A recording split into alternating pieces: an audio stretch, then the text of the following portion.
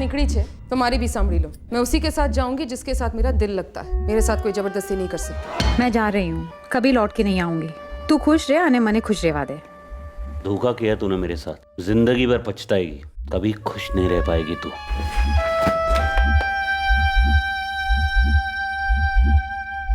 चोरी चकारी का काम मैंने छोड़ दिया है साहब। हाँ कसम 2 साल हो गए किसी की जेब की तरफ देखा तक नहीं है। एक बार मुझे बता देते साफ साफ कि करना क्या है। मुझे ऐसे बीच में लटकते रहने का शौक नहीं है। मेरा भी दिल है, मेरे दिल में भी खलिश है। ये सभी लोग इस कहानी के अहम किरदार हैं और इन सभी में एक बात सामान्य है, सभी के दिल में कोई चुभन है, खलिश है। ये सभी एक ही तहकीकात के कानूनी धागे में बंधने वाले हैं, एक मर्डर केस की तहकीकात।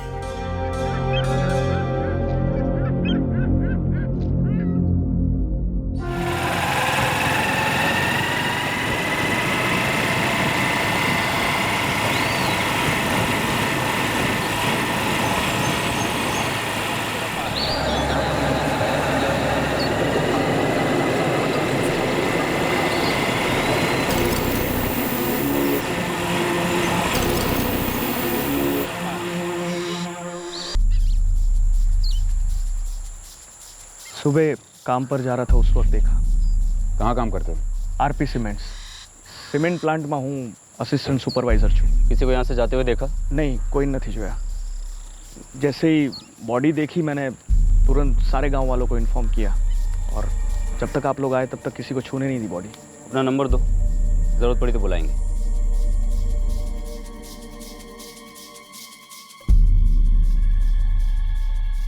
लगता है असली है। खरा सोना है सर। मतलब कत्ल लूट के इरादे से तो शायद नहीं किया गया होगा। सर हो सकता है विक्टिम के पास इससे भी ज़्यादा महंगी चीज़ें रही होंगी जो खूनी ले गया और इन्हें ले जाना ज़रूरी नहीं समझा। या फिर शायद विक्टिम के पास कुछ हो ही ना, कत्ल की वजह कुछ और भी हो सकती है। लूटा नहीं तो मारा क्यों? सर प्रांतिज गांव में पूछताछ चल रही है, लेकिन किसी ने भी अभी तक विक्टिम को पहचाना नहीं है। सारे गाँव वालों को पहचानता हूँ साहब। ये औरत हमारे गाँव की नहीं है। सरपंच जी, अब आपका ये प्रांतिज गाँव कोई इतना छोटा तो है नहीं। अच्छा एक बात बताइए, ओली पानी दुकान को नीचे इतने से नीचे रोज 10 बजे खोलता है साहब। बुलाइए उसे, बात कर भी से। सुबह 10 बजे आके दुकान खोलता हूँ और रात को 10:30 बजे दुकान बंद करके चला जाता हूँ। औरत की लाश वहाँ मिली, तूने कुछ नहीं देखा? कोई गाड़ी आती जाती, कोई आदमी? तेरी दुकान के ठीक सामने मर्डर होता है, कोई तो आया होगा, तेरी नजर नहीं पड़ी? साहब अगर कोई आया भी होगा ना तो मेरे जाने के बाद आया होगा। तेरे गांव का ही कोई था हितेश, और तू जानता है, पर तू छुपा रहा है। अरे नहीं नहीं साहब, मैं ऐसा क्यों करूँगा? छोटा आदमी हूँ साहब, पान की दुकान चलाता हूँ, 2 वक्त की रोटी कमा लेता हूँ। साचू कहूँ साहब, मैं कुछ नहीं जानता।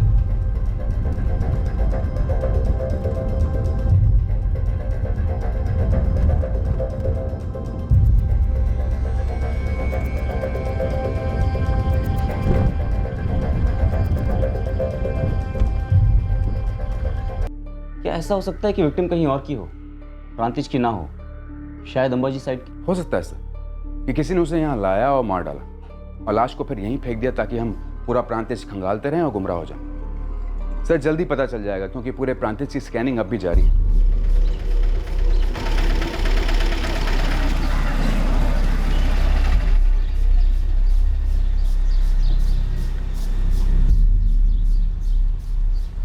ये हम प्रांतिज में हैं और यहाँ से तकरीबन 125 किलोमीटर दूर है अंबाजी।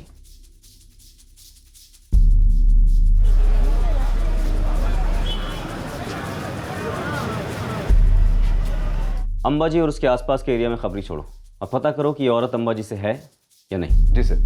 सर तब तक हम ये पता करते हैं कि क्या पहले उसे यहाँ लाया गया और फिर सरिये से मार डाला गया?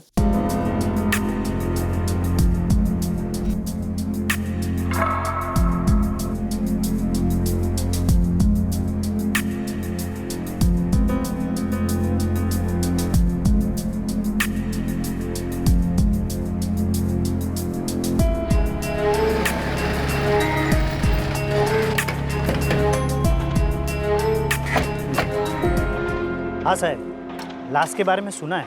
फिर सुना है, देखा नहीं?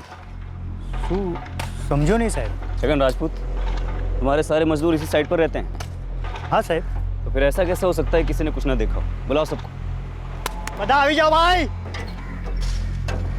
हाँ भाई, किसी ने कुछ देखा है? नहीं साहब, हमने कुछ नहीं देखा है। हमारा काम तो शाम को 7 बजे ही खत्म हो जाता है। हाँ साहब, हम तो 7 साढ़े 7 बजे नहाकर खाना बनाने चले जाते हैं। 9 साढ़े 9 हो गए, हम लोग को सूझी अच्छे। तुम्हें से कोई तो टहलने निकला होगा रात में। ऐसा तो हो ही नहीं सकता कि सब के सब सो गए हों। देखो, अगर किसी ने कुछ देखा है या कोई कुछ जानता है तो बता दो, तुम लोग मुसीबत में नहीं पड़ोगे।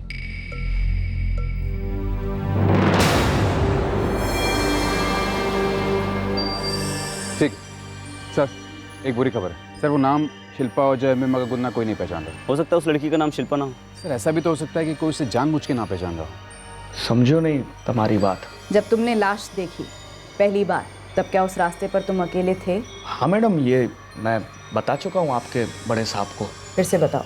हर रोज़ 8 बजे मैं घर से काम के लिए निकलता हूँ और 8:15 बजे तक उसी जगह से गुजरता हूँ। परसों भी 12 सितंबर रोजनी जेम, मैं वहाँ से गुजर रहा था और अचानक लाश पर नजर गई। तुमने बाइक चलाते चलाते लाश देखी या फिर बाइक रोकी और फिर लाश देखी? मैं बाइक क्यों रोकता मैडम? हर रोज़ का आना जाना है मेरा वहाँ से, काम पर वहीं से जाता हूँ मैं। तो रोज के रास्ते पर यहाँ वहाँ देखकर बाइक चलाते हो? मैं सच में नहीं समझ पा रहा हूँ तुम्हारी बात। मैं भी नहीं समझ पा रही हूँ तुम्हारा बयान। रोज का रास्ता सीधा, तुम बाइक पर हो, सड़क से दूर एक खड्डे में लाश पड़ी है जो सिर्फ तुम्हें दिखाई देती है। बता सकते हो कैसे? कमाल कर रही है मैडम आप तो। अरे बाइक चलाते तो इधर उधर नजर तो जाती है, आप तो ऐसे कह रही है जैसे मैंने जानबूझकर वहां देखा ताकि वो पड़ी हुई लाश मुझे दिखे। माल पहुंची गयो। हाँ, thank you sir, thank you. Chhagan भाई। हाँ सुरेश, आपसे एक बात करना था हमको। बोल बोल। दिशा, सच बोल, तूने कुछ नहीं देखा? सच में गोविंद भाई, मैंने कुछ नहीं देखा।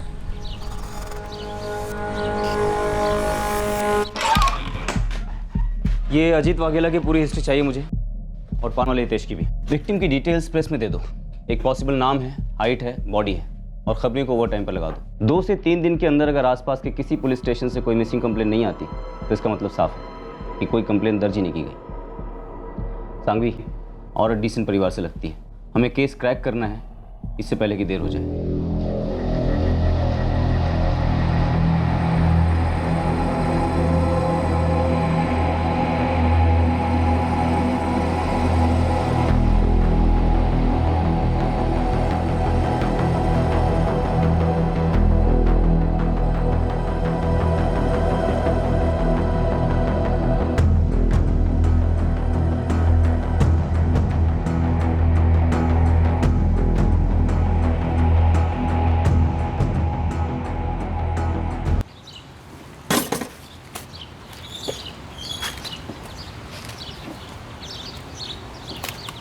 શું गिरीशભાઈ, खुदाई खरीदी के लिए?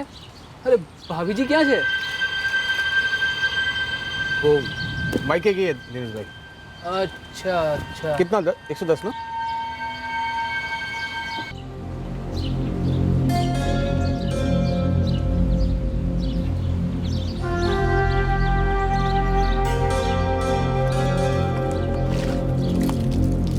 जय श्री कृष्ण गिरीश भाई।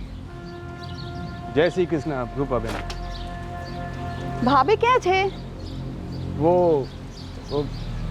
उसकी बहन की तबीयत बिगड़ गई है ना, तो उसके घर में गई है। अच्छा है, बहन ही बहन के काम आएगी ना गिरीश भाई।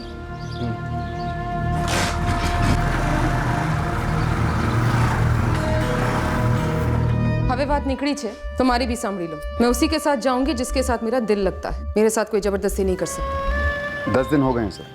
सारे डिस्ट्रिक्ट में, सारे गुजरात में विक्टिम के पोस्टर छापे हैं, अखबारों में इश्तिहार गए हैं, लेकिन एक भी रिस्पॉन्स कहीं से नहीं आया सर। मतलब जानबूझकर कोई मिसिंग कंप्लेंट फाइल नहीं की गई लेडी की? सर हो सकता है कि फैमिली ने दिल और दिमाग से निकाल दिया हो किसी कारण से।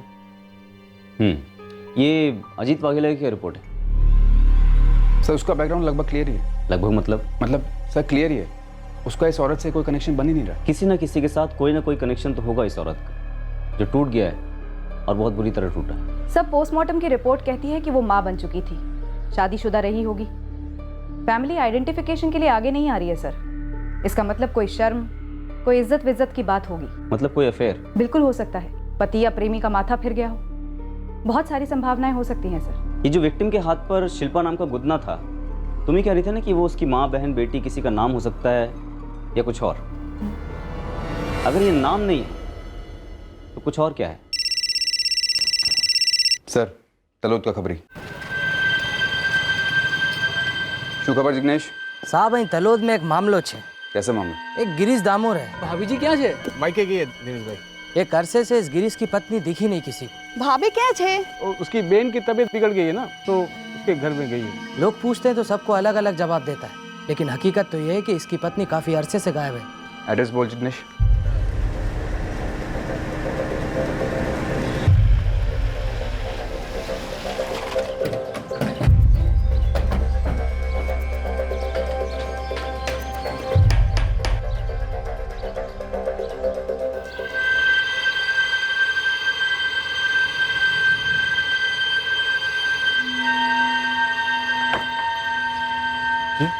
शिल्पा।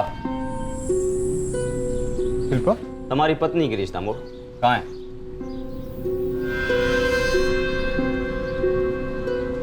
कहाँ है?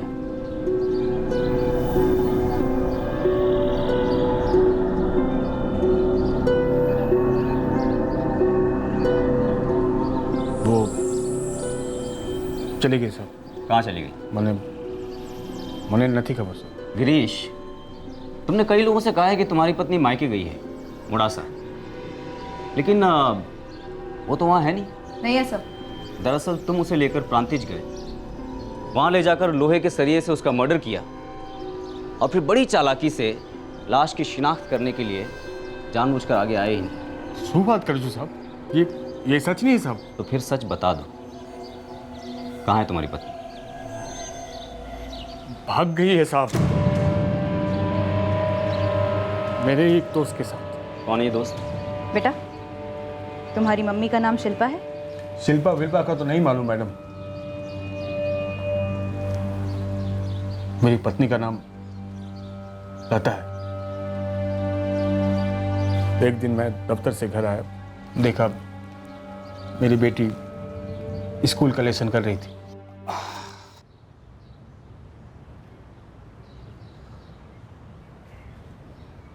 पढ़ाई हो रही बेटा?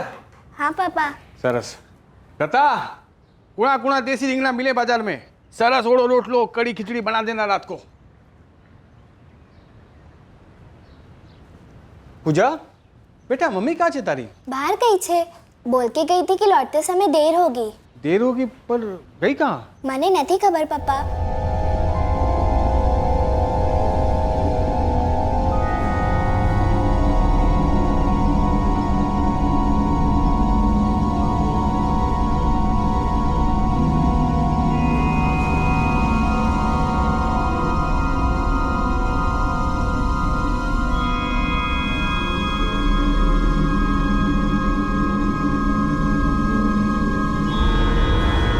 मैं जा रही हूँ, कभी लौट के नहीं आऊँगी। तू खुश रहे, आने मने खुश रहवा दे। गिरीश, मैं राजन के साथ खुश हूँ। मुझे लगता है कि हमारी शादी एक गलती थी, लेकिन पूरी ज़िंदगी एक गलती तो नहीं जी सकते ना। कम से कम मैं तो इस गलती को सुधार लूँ।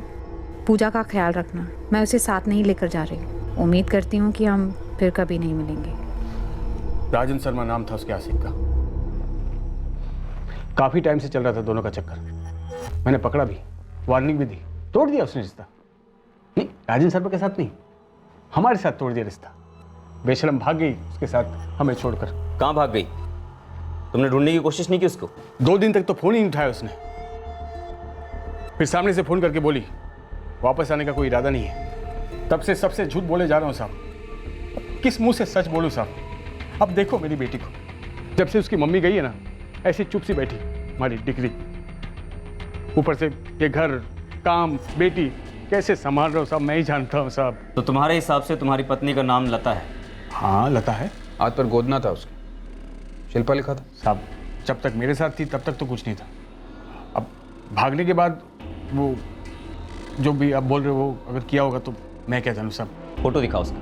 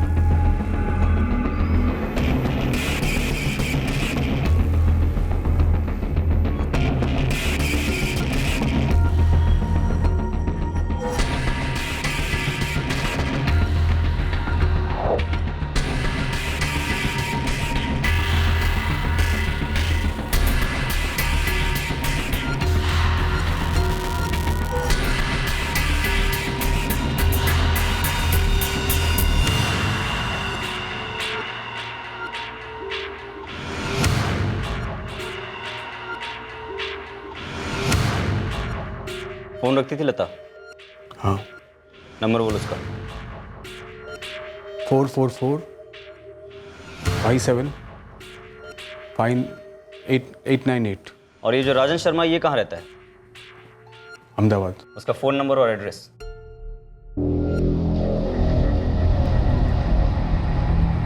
सर फ़ोन नहीं करते लता को, डायरेक्ट अहमदाबाद जाता करते हैं। सर गिरीश ने लता का फोटो और एड्रेस तो दिया है, देखते हैं ये कितना सच बोल रहा है कितना झूठ। हाँ, पहले अहमदाबाद जाके चेक करो। वैसे इस गिरीश के चेहरे पर उसके दिल की खलिश साफ नज़र आ रही थी, बेवफाई की खलिश। अब देखना यह है कि यह खलिश उसे किस हद तक लेके गई है।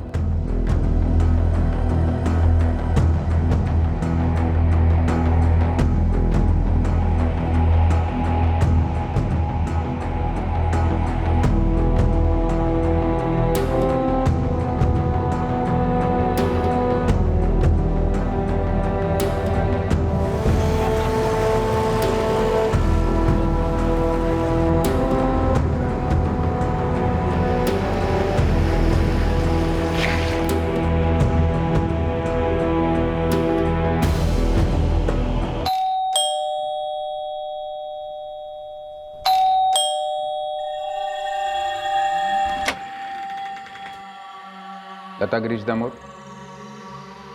तमे कौन? पुलिस प्रांतिज से आए। लता। मेरा नाम सिर्फ लता है। गिरीश दामोर मैंने अपने नाम से हमेशा के लिए हटा दिया। तुम जिस आदमी के साथ रहती हो उसका नाम राजन शर्मा है। मेरे निजी मामलों में आपको इतनी दिलचस्पी क्यों है? गिरीश ने कोई कंप्लेंट करी है पुलिस में? उसने कोई पुलिस कंप्लेन नहीं की, बस इतना बोला है कि तुम उसके दोस्त के साथ भाग गई। भाग गई? जी नहीं, मैं उसको सब कुछ साफ साफ बता के अपनी मर्जी से उस रिश्ते से निकली हूँ और मैं वापस कभी नहीं जाने वाली, चाहे वो पुलिस भेजे या फौज।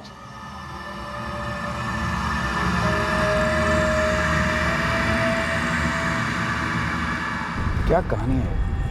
हम एक मारी गई औरत की शिनाख्त करने निकले हैं और टकरा गए हैं एक ऐसी औरत से जो अपने पति को छोड़कर निकल गई है उस रिश्ते से। सर कम से कम ये औरत जिंदा तो है, नहीं तो आजकल ऐसे कितने केसेस देखने में आते हैं जहाँ पति या पत्नी का शादी के बाहर अफेयर हो जाए और फिर चोट खाया हुआ इंसान सिर्फ मर्डर करके ही अपने जख्मों पर मरहम रखता है। 2 हफ्ते बीत गए हैं और हम 1 इंच आगे नहीं बढ़े हैं शिल्पा वाले केस में। हम लगे हुए हैं सर, लेकिन अभी तक कोई मिसिंग कंप्लेन नहीं आई है इस औरत की और ना ही कोई बॉडी क्लेम करने के लिए आगे आया सर। जरूर वो औरत किसी दूर दराज के इलाके की होगी, कोई उसे यहाँ ले आया और कत्ल कर दिया। सर हमने सारे लॉज, होटल, गेस्ट हाउस छान मारे, लेकिन कहीं से भी कुछ भी मैचिंग सामने नहीं आया। आएगा, सामने आएगा, कभी न कभी तो बादल हटेंगे। सुराग की एक न एक किरण तो आनी ही आनी। बारिश आई, ठंड पड़ी, गर्मी आई, लेकिन इस केस में कोई प्रोग्रेस नहीं हुई। ये केस उन केसेस की फाइलों में जमा होने जा रहा था जो हमेशा के लिए अनसुलझे करार दिए गए हैं, लेकिन फिर भी इन्वेस्टिगेटिंग टीम को उम्मीद थी कि मौसम बदलेगा और इस केस पर से गुमनामी की घटा हटेगी। सर, आपने बुलाया? हाँ पूर्वी, वो प्रांतिज में मिली औरत की लाश वाला जो केस था, शिल्पा वाला केस। जी सर, ब्लाइंड केस। एसपी साहब को फोन आया था, वो केस अब क्राइम ब्रांच हैंडल करेगी। फाइल ट्रांसफर कर दो और जो मदद मांगे फुल कॉपरेशन दो।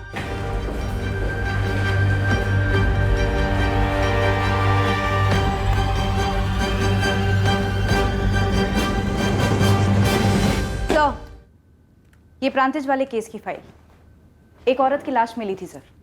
सारे पेपर्स हैं? Yes sir. इन लोगों ने ऑलमोस्ट सारे एंगल्स टटोले। जी सर, हमने सारे एंगल्स कवर किए, लेकिन कहीं भी कोई सुराग हाथ नहीं लगा। अजीत वाघेला जिसने डेड बॉडी रिपोर्ट की थी, हितेश देवतिया जिसकी क्राइम सीन के पास पान की दुकान है, क्राइम सीन के पास एक कंस्ट्रक्शन साइट भी थी, और एक गलत लीड जो डेड एंड साबित हुई, गिरीश दामोर। सर हम इन्हीं लोगों के आसपास गोल गोल चक्कर काट रहे थे, इन्हीं की स्टेटमेंट्स में कोई गड़बड़ी ढूंढने की कोशिश कर रहे थे, पर कुछ नहीं मिला। 8 महीने पहले हुए इस केस को हमें नए सिरे से अप्रोच करना होगा। Right sir. और सर नए सिरे से केस को अप्रोच करने के लिए हमें सभी पुराने सस्पेक्ट्स और उन सभी लोगों से पूछताछ करनी होगी जिनसे पहले भी क्वेश्चनिंग की जा चुकी है। जितने भी लोग हैं सबकी फिर से स्कैनिंग करनी होगी।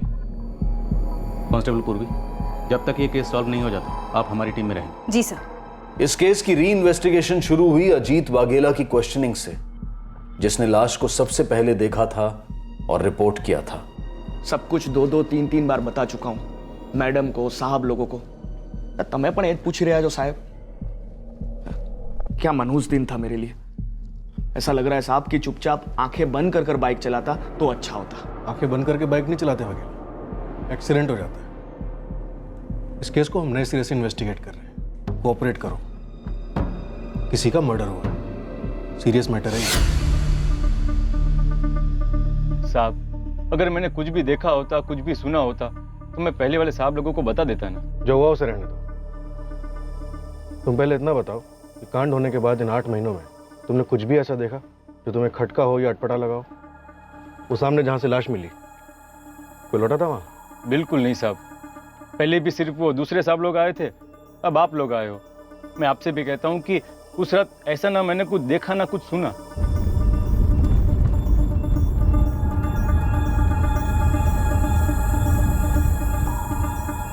पूर्वी जी सर। जिस कंस्ट्रक्शन साइट पे तुम लोग पूछताछ के लिए गए थे, ये वही है ना? हाँ सर। खाली गाड़ी रोको, पीछे लो।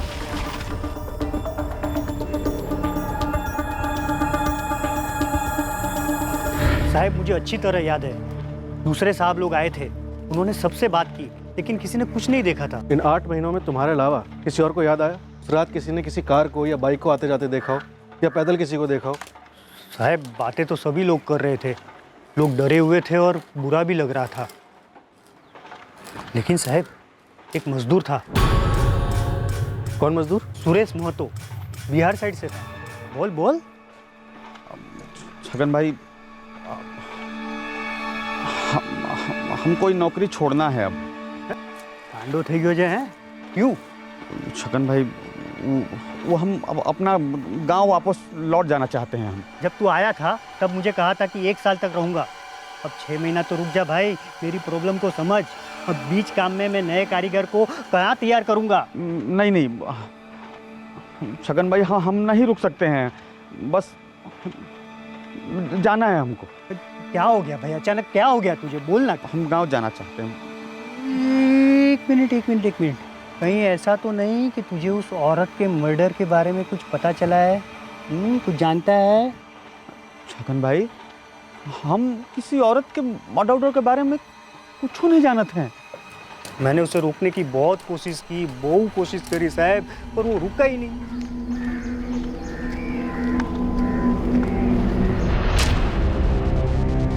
नहीं सर, हमारी टीम यहाँ लौटी नहीं थी, क्योंकि हमें यहाँ कुछ मिला ही नहीं था। तुम्हें ऐसा क्यों लगता है कि सुरेश का इस मर्डर से कोई ताल्लुक हो सकता है? सर ऐसा कुछ डायरेक्ट नहीं लगा, लेकिन वो एक अजीब तरह से परेशान लग रहा था। तो फिर तुमने थाने में रिपोर्ट क्यों नहीं लिखवाई? साहब तब ऐसा कुछ पक्का नहीं लगा था, वो क्या एक बात दिमाग में ही और निकल गई। लेकिन जब आप लोग दोबारा पूछ रहे हैं ना, तो घंटी बजी और याद आया। इस सुरेश महतो का कोई नंबर है? हाँ मैडम, तब का है।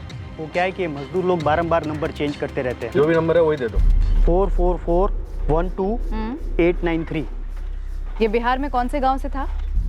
मैडम अभी गांव के बारे में तो कभी नहीं पूछा। सर, नंबर एक्टिव है। बिहार में? अहमदाबाद में। उसे कॉल मत करना, सिर्फ उसके फोन की लोकेशन ट्रैक करो। 8 महीने हो गए, सोच रहा होगा कि मामला दब गया, जरा से झटका देते हैं। एक और बात है सर, सुपरवाइजर छगन राजपूत ने बताया था कि सुरेश ने उससे कहा था वो अपने गांव बिहार जा रहा है, लेकिन सुरेश के पिछले 8 महीने के कॉल रिकॉर्ड्स में उसकी लोकेशन बिहार में कहीं नहीं है। वो इस पूरे समय अहमदाबाद में था सर। मतलब झूठ बोला था। पता करते हैं उसके झूठ के पीछे का सच क्या है।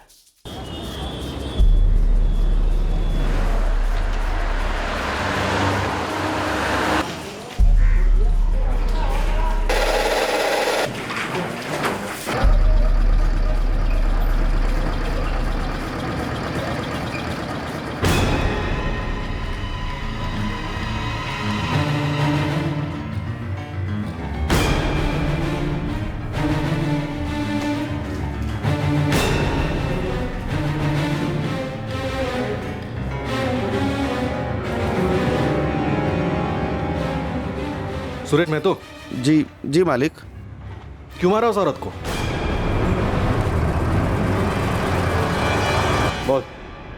बोल तूने इस औरत को क्यों मारा? हम किसी औरत का मर्डर नहीं किया था। देख सुरेश, जिस बिल्डिंग में तू 8 महीने पहले काम कर रहा था ना, उस बिल्डिंग का काम बहुत आगे बढ़ गया, लेकिन हमारा केस अभी भी वहीं का वहीं है। इसलिए बोल, तुमने उस औरत के सिर पर सरिया क्यों मारा? और कंस्ट्रक्शन साइट से क्यों भागा? बोल।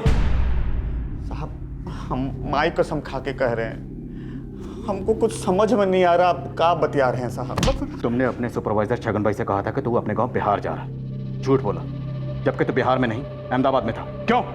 क्योंकि तेरा गांव जाने का कोई प्लान था ही नहीं। तू प्रांतिज लौटना ही नहीं चाहता था कि कहीं कोई तुझे पहचान न ले। 12 सितंबर की रात को तू ही था ना कंस्ट्रक्शन साइट पे? और बहुत परेशान था क्योंकि मर्डर किया था तूने। और परेशान आदमी मर्डर थोड़े ना करेगा। हम झूठ बोले थे, काहे कि हमारा दोस्त यहाँ अहमदाबाद में हमको डबल मजदूरी पर नौकरी ढूंढा था हमारे लिए। ये बात हम छगन भाई को बताते तो वो हमारा बैलेंस तनख्वाह तो देते ही नहीं। हमको पैसे का बहुत जरूरत था साहब। तो तूने उस औरत का कत्ल करने के बाद गहने क्यों नहीं चुराए? सोने के थे? हम किसी को मारे नहीं है मैडम, हम नहीं मारे हैं किसी को। हम तो गहना बनाने में फंसे हुए थे अपनी बहन की शादी के लिए। सुनो, ये बूढ़ी माँ, बीमार बाप, बहन की शादी, ये सारी कहानियां हम हर रोज यहाँ पे सुनते हैं। असलियत क्या है वो बोल। हम तो रिजर्वेशन का टिकट भी निकाल लिए, अब चाहिए तो हम आपको दिखा सकते हैं साहब। इसकी जुबान से ऐसी असलियत बाहर नहीं आएगी। कंस्ट्रक्शन वर्कर सुरेश महतो को कड़े तरीके से क्रॉस एग्जामिन किया गया, उसके बैकग्राउंड की डिटेल चेकिंग की गई, पर आखिरकार ये निष्कर्ष निकला कि उसे वाकई में कुछ नहीं पता था और उसका इस मर्डर केस से दूर दूर तक कोई कनेक्शन नहीं था।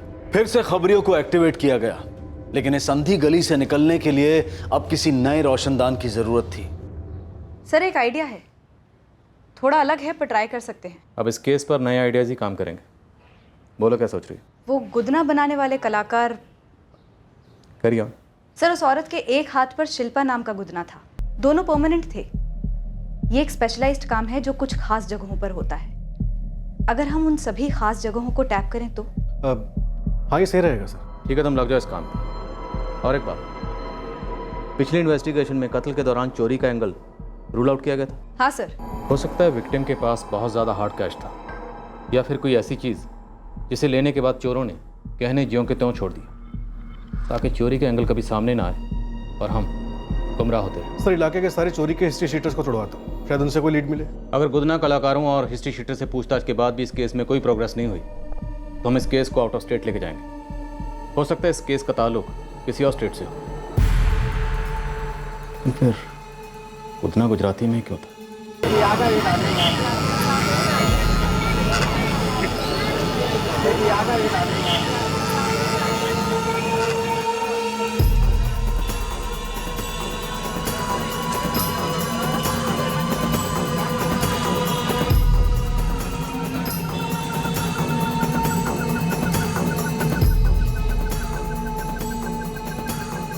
नौ महीने पुराना केस है परेश, लेकिन मुझे रिजल्ट 9 घंटों में चाहिए। सारे हिस्ट्री शीटर्स के बीच फैल जाओ। इस औरत की आइडेंटिफिकेशन मुझे जल्द से जल्द चाहिए।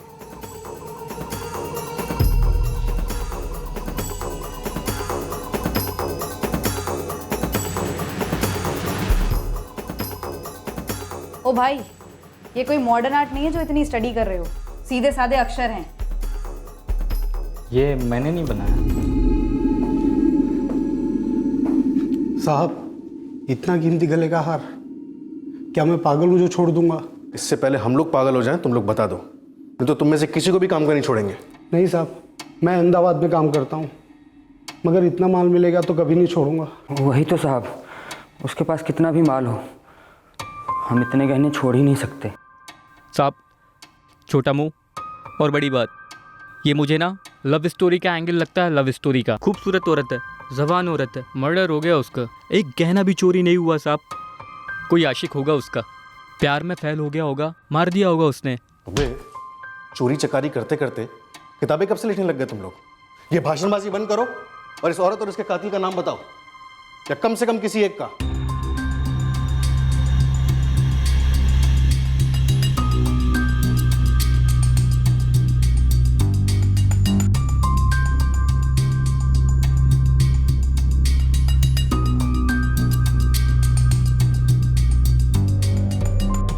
चोरी चकारी का काम मैंने छोड़ दिया है साहब। माँ कसम 2 साल हो गए किसी की जेब की तरफ देखा तक नहीं। कुत्ते की दुम आखिर सीधी कैसे हो गई? कुत्ते की मौत नहीं मनाना साहब, इसलिए दुम सीधे करना पड़ गया। ऐसे एक बात बोलूं? प्रवचन मत दे, काम की बात है तो बता। साहब मुझे नहीं पता कि आपके काम की बात है या नहीं, पर मैंने इस औरत को पहले कहीं देखा है। कहाँ देखा है? ठीक से याद करके बता। नहीं, अभी याद नहीं आ रहा साहब, आप मुझे इसकी फ़ोटो दे दो, याद आएगा तो मैं आपको फ़ोन करके बता दूंगा।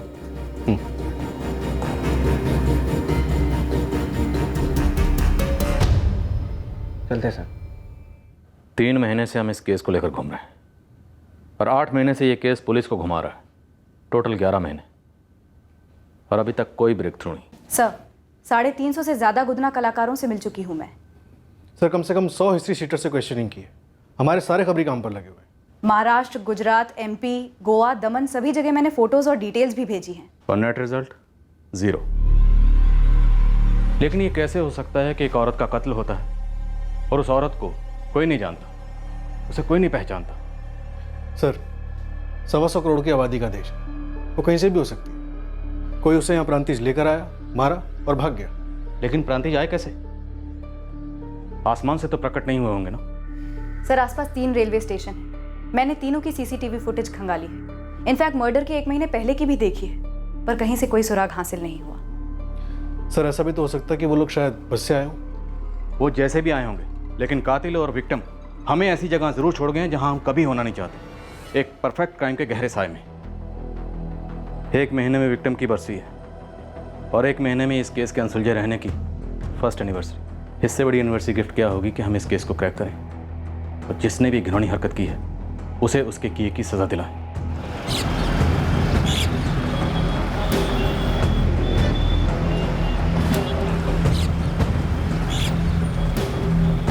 तुम्हारा नहीं अभी तक?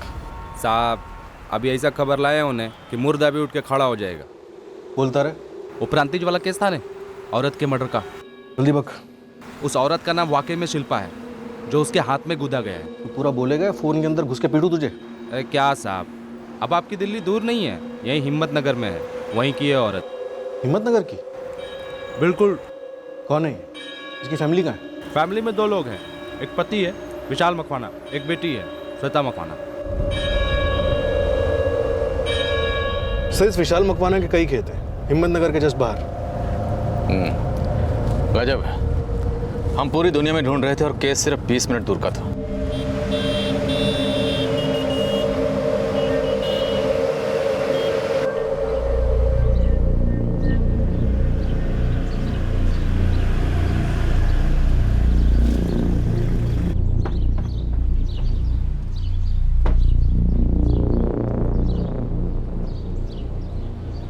वाह क्या बात है, अखबार पढ़ते हो?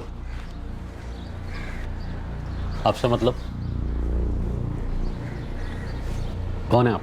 Crime branch. बोलिए। 11 महीने पहले यह खबर अखबार में छपी थी, हर अखबार में, गुजराती में भी। ये तो शिल्पा है मेरी। 11 महीने पहले कत्ल हुआ आपकी पत्नी शिल्पा मकवाना का, आपकी पत्नी का, आपकी बेटी श्वेता की माँ का, और हम लोकल पुलिस स्टेशन होकर आ रहे हैं। कोई कंप्लेंट दर्ज नहीं। तो मुझे तो अभी भी पता चला ना, ये मर गई। मरी नहीं, मारी गई। और कंप्लेंट इसलिए दर्ज नहीं करवाई गई, लाश इसलिए लावारिसों की तरह दहन हुई क्योंकि अपनी पत्नी शिल्पा मकवाना का कत्ल तुमने किया विशाल मकवाना। एक मिनट साहब, आप क्राइम ब्रांच से होंगे या किसी और ब्रांच से? मुझ पर आप इस तरह आरोप नहीं लगा सकते। शायद आपको शिल्पा के बारे में कुछ मालूम नहीं। हमें शिल्पा के बारे में कुछ मालूम हो या ना हो, लेकिन इतना पक्का मालूम है कि उसका कत्ल हुआ है। आप जरा अपने बारे में बताइए, अपने बारे में, अपनी बेटी श्वेता के बारे में। हाँ आपकी बेटी खेल रही है पड़ोस में, आप मुझ पर उंगली नहीं उठा सकते। शिल्पा मेरी पत्नी थी। आप कितने 11 महीने पहले की बात कर रहे हैं ना? वो 2.5 साल पहले ही मुझे और मेरी श्वेता को छोड़कर चली गई। तब मैंने कंप्लेंट दर्ज नहीं की, तो उसके बाद क्या करता? लेकिन पिछले 11 महीनों में 1 नहीं, 2 नहीं, 3 नहीं, बार बार शिल्पा की लाश की तस्वीर अखबारों में छापी गई। फिर भी तुम पहचान के लिए आगे नहीं है।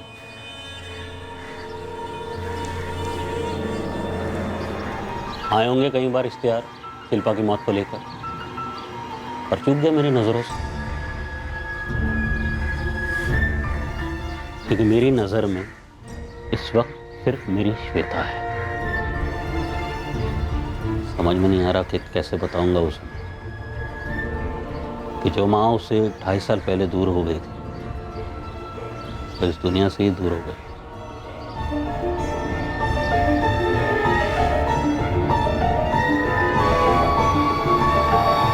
कत्ल के पूरे 11 महीने के बाद हाथ पर शिल्पा टैटू की गई लाश की पहचान हुई। उसका नाम वाकई में शिल्पा था, शिल्पा मकवाना, और वो क्राइम सीन से काफी पास के टाउन को बिलोंग करती थी। अब आगे क्या होने वाला था?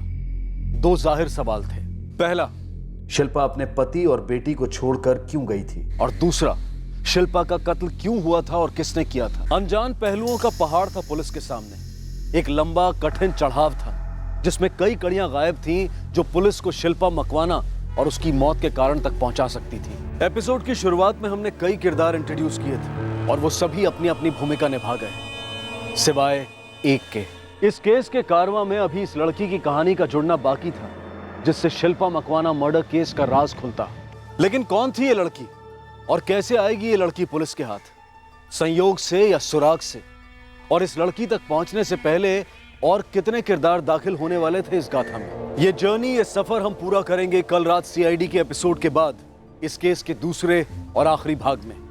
अब मैं अनूप सोनी आपसे विदा लेता हूं, फिर मुलाकात होगी। तब तक सुरक्षित रहें, सतर्क रहकर एक अच्छे नागरिक का फर्ज अदा करें और देखते रहें क्राइम पेट्रोल सतर्क। सबक एक को सीख हम सब